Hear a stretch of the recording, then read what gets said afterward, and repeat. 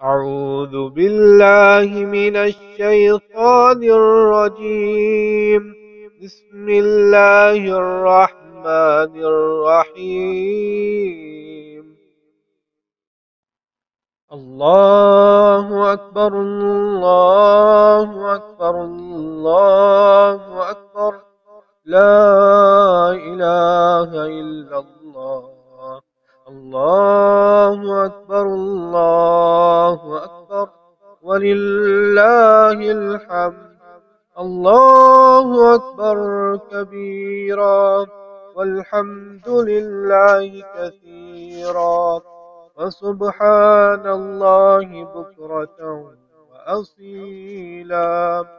الحمد للہ رب العالمین والصلاة والسلام علی سید المرسلین اما بعد۔ ایک بھائی سوال کرتے ہیں کہ قربانی کے ایام کتنے ہیں؟ تو گزارش یہ ہے کہ قربانی کے ایام 4 ہیں، ذی الحجہ کی 10 تاریخ، 11، 12 اور 13۔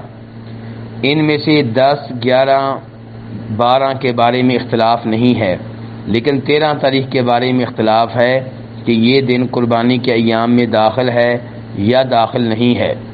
صحیح بات یہ ہے کہ یہ دن بھی قربانی کے ایام میں داخل ہے، جیسا کہ شیخ البانی رحمہ اللہ نے وعدے کیا ہے، اور انہوں نے اس حدیث کو صحیح قرار دیا ہے جس حدیث میں نبی علیہ الصلوۃ والسلام فرماتے ہیں کہ تشریق کے جتنے بھی ایام ہیں وہ ذبح کرنے کے ایام ہیں، اور ایام تشریق 11، 12 اور 13 کو کہا جاتا ہے۔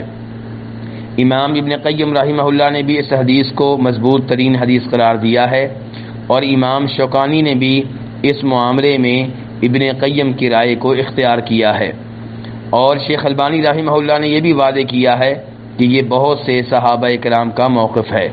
تو اس لیے صحیح بات یہ ہے کہ قربانی 13 تاریخ تک کی جا سکتی ہے، لیکن بلا وجہ 13 تاریخ تک لیٹ کرنا مناسب نہیں ہے۔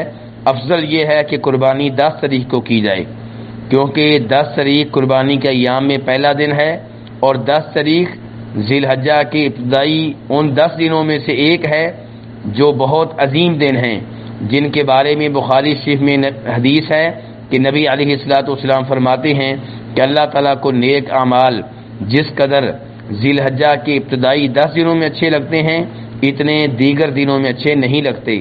اس لحاظ سے ہر مسلمان کو چاہیے کہ ذی الحجہ کی 10 تاریخ کو قربانی کرنے کی کوشش کرے۔ اگر یہ ممکن نہ ہو تو 11 اور 12 کو کر لے، اور اگر ان 3 دنوں میں کسی وجہ سے نہ کر سکے تو انشاءاللہ 13 تاریخ کو بھی قربانی کی جا سکتی ہے۔ واللہ تعالی اعلم۔